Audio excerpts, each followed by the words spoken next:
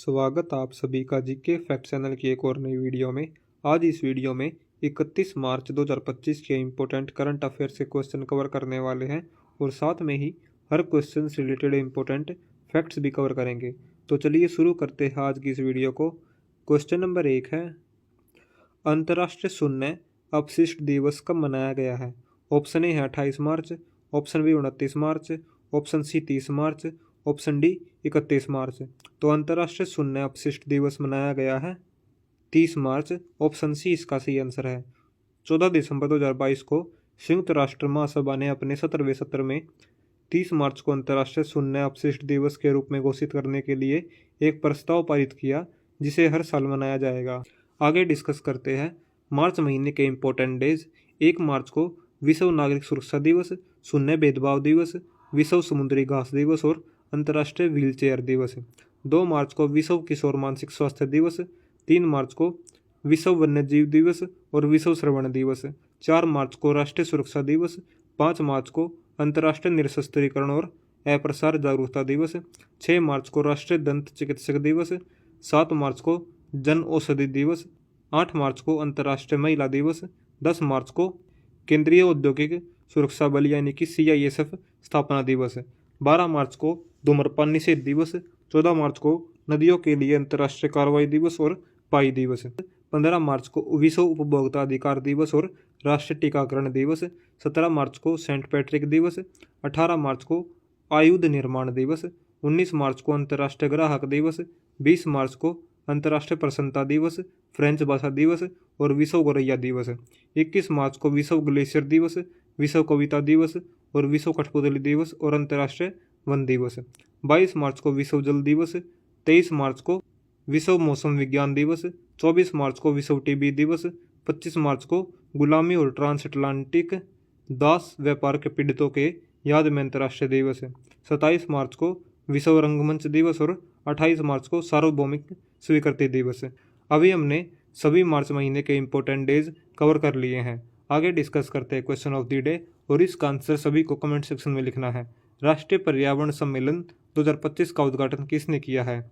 Option A Narendra Modi, option B Amit Shah, option C Droupadi Murmu या फिर राजनाथ सिंह। तो राष्ट्रीय पर्यावरण सम्मेलन 2025 का उद्घाटन किसने किया है? इसका आंसर सभी को कमेंट सेक्शन में लिखना है।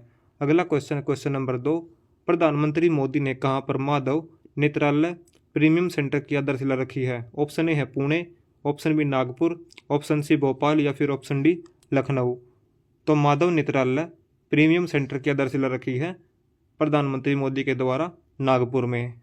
30 मार्च को प्रधानमंत्री मोदी ने रविवार को नागपुर में माधव नेत्रालय प्रीमियम सेंटर की आधारशिला रखी है, जो माधव नेत्रालय नेत्र संस्थान एवं अनुसंधान केंद्र का विस्तार है।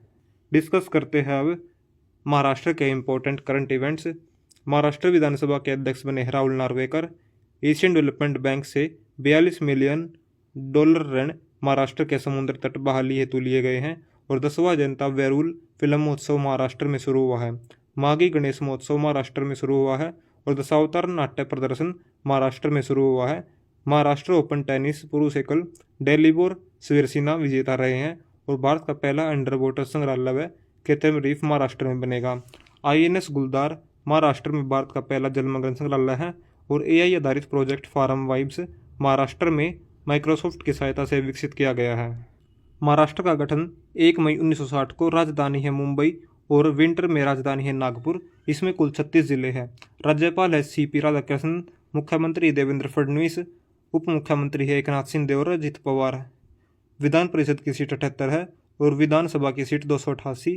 क्षेत्रफल के हिसाब से भारत में इसका तीसरे नंबर पर है, जिसका क्षेत्रफल 3,07,713 वर्ग किलोमीटर है।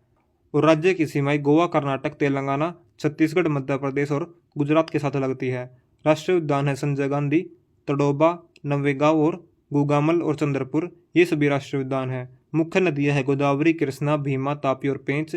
और तटीय क्षेत्र है कोंकण तट अरब सागर से सटा हुआ। वन्यजीव अभ्यारण्य है मेलघाट, कोयना, राधानगरी, भंडारा और महान। ये सभी वन्यजीव अभ्यारण्य हैं। आगे डिस्कस करते हैं क्वेश्चन नंबर 3, केंद्र सरकार ओला और उबर जैसी कौन सी सर्विस शुरू करने जा रही है? तो केंद्र सरकार के द्वारा ओला और उबर जैसी कंपनी शुरू करने जा रही है सहकारी टैक्सी के नाम से। केंद्र सरकार ने सहकार टैक्सी सेवा शुरू की है, जो ओला और उबर जैसी कंपनियों के मुकाबले एक सहकारी परिवहन सेवा होगी। इसका उद्देश्य ड्राइवर को सीधे आय प्रदान करना है, ताकि वे निजी कंपनियों से स्वतंत्र रूप से काम कर सके, और इस सेवा में बाइक, कैब और ऑटो शामिल होंगे। क्वेश्चन नंबर 4 है, एशियन रेसलिंग चैंपियनशिप में भारतीय पहलवान मनीषा भंवाला ने कौन सा पदक जीता है? Gold medal. डिस्कस करते हैं अब इम्पोर्टेंट फैक्ट्स एशियाई कुश्ती चैंपियनशिप 2025 के बारे में, जो कि अम्मान जॉर्डन में हुए हैं। मनीषा भंवाला ने स्वर्ण पदक जीता है 62 किलोग्राम कैटेगरी में, और कोरिया की ओक्यूजू किम को 8-7 से हराया है। अंतिम पंगाल ने कांस्य पदक जीता है 53 किलोग्राम कैटेगरी में, और ताइपे की मेंग एच को हराया है। और भारत ने अब तक 1 स्वर्ण, 1 रजत और 6 कांस्य पदक जीते हैं। आगे डिस्कस करते हैं क्वेश्चन नंबर 5, भारत के पहले नैनो इलेक्ट्रॉनिक्स रोड शो का उद्घाटन कहाँ पर हुआ है? बेंगलुरु में। डिस्कस करते हैं बेंगलुरु यानी कर्नाटक के बारे में इंपॉर्टेंट करंट इवेंट्स। कर्नाटक ने पंचायत हस्तांतरण सूचकांक 2024 में शीर्ष स्थान प्राप्त किया है। कर्नाटक सरकार ने सूखे से निपटने के लिए सुजल परियोजना शुरू की है। कर्नाटक में ग्रामीण सड़क नेटवर्क सुधारने के लिए प्रगति पथ योजना लागू की है, और कर्नाटक अब नक्सल मुक्त राज्य बन गया है। कर्नाटक सरकार ने वन अपराधों के लिए गुरुनाक्षी ऑनलाइन FIR प्रणाली शुरू की है, और कर्नाटक में प्राचीन उमा महेश्वर धातु मूर्ति मिली है। कर्नाटक ने विजय हजारे ट्रॉफी 5वीं बार जीती है, और कर्नाटक के राज्यपाल ने युवा शुद्धि अभियान की शुरुआत की है, और कर्नाटक में बलि पद्यामी उत्सव मनाया गया है। ये सभी कर्नाटक के बारे में इंपॉर्टेंट करंट इवेंट्स थे। आगे डिस्कस करते हैं कर्नाटक के बारे में। कर्नाटक से सटे हुए राज्य हैं गोवा, महाराष्ट्र, तेलंगाना, आंध्र प्रदेश और तमिलनाडु, केरल। ये कर्नाटक से सीमावर्ती राज्य है, और प्रमुख राष्ट्रीय उद्यान है बन्नेरघट्टा राष्ट्रीय उद्यान, कुद्रेमुख राष्ट्रीय उद्यान, नगरहोल राष्ट्रीय उद्यान, अंसी यानी कि काली राष्ट्रीय उद्यान और बांदीपुर राष्ट्रीय उद्यान। ये सभी कर्नाटक के प्रमुख राष्ट्रीय उद्यान हैं। कर्नाटक की प्रमुख नदियाँ और उनका विवरण। कृष्णा नदी का उत्पत्ति महाराष्ट्र के महाबलेश्वर से होती है, और इसकी लंबाई 1400 किलोमीटर है। कर्नाटक में लगभग 480 किलोमीटर है, और सहायक नदियाँ हैं घाटप्रभा, मालप्रभा, भद्रा, वेदवती और तुंगभद्रा। सिंचाई और जल विद्युत उत्पादन में सहायक है। दूसरे नंबर पर है कावेरी नदी।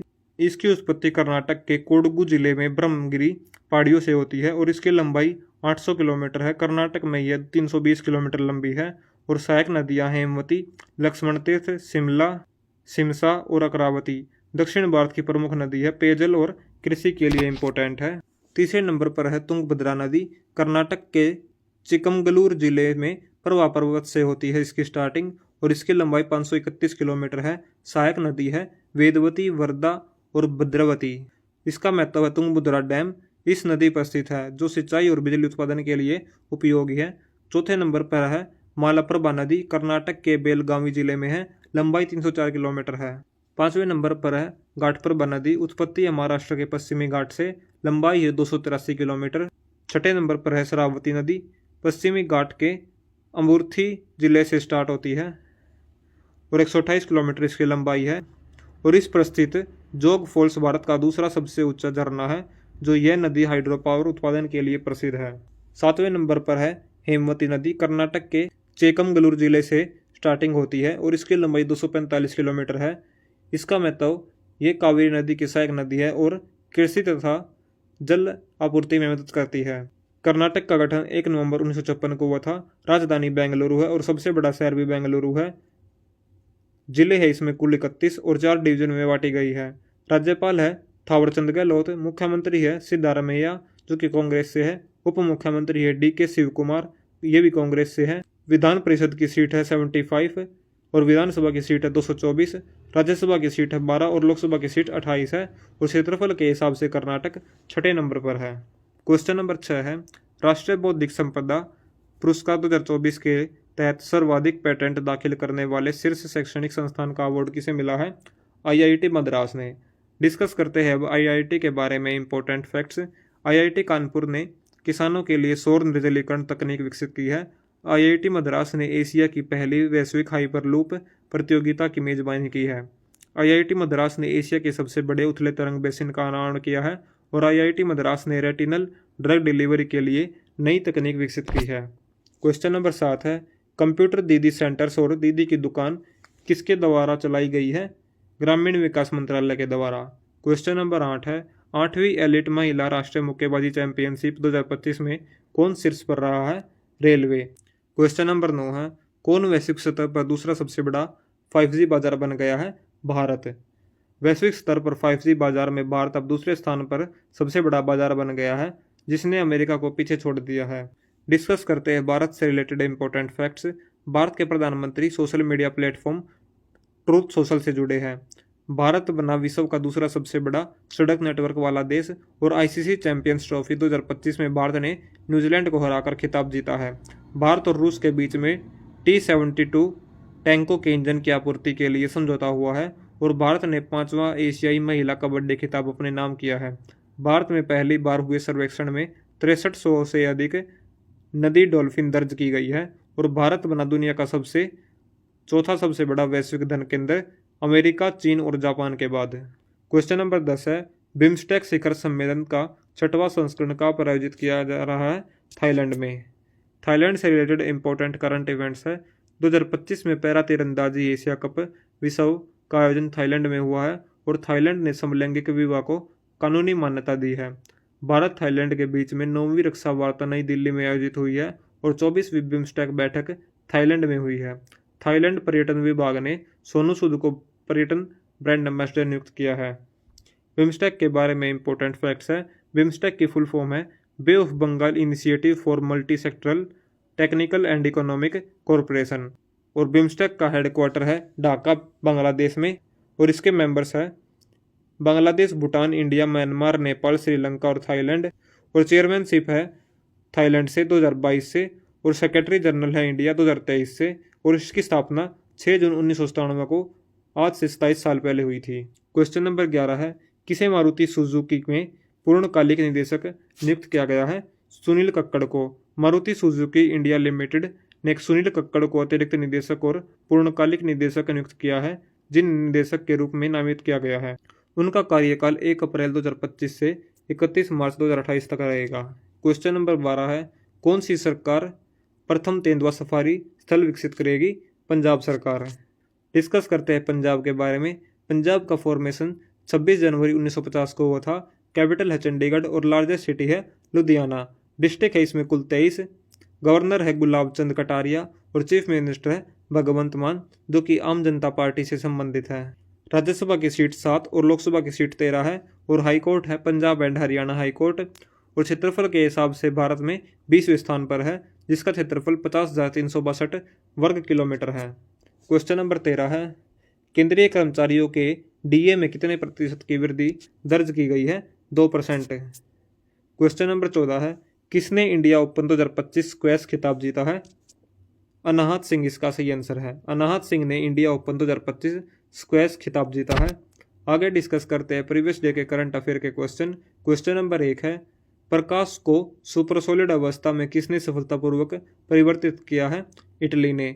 फिट इंडिया कार्निवल का आयोजन कहाँ पर किया गया है? नई दिल्ली में। और special Olympic world winter games 2025 का आयोजन किया गया है इटली में। और चंद्रयान 5 मिशन किस देश के सहयोग से संचालित किया जाएगा? जापान के सहयोग से।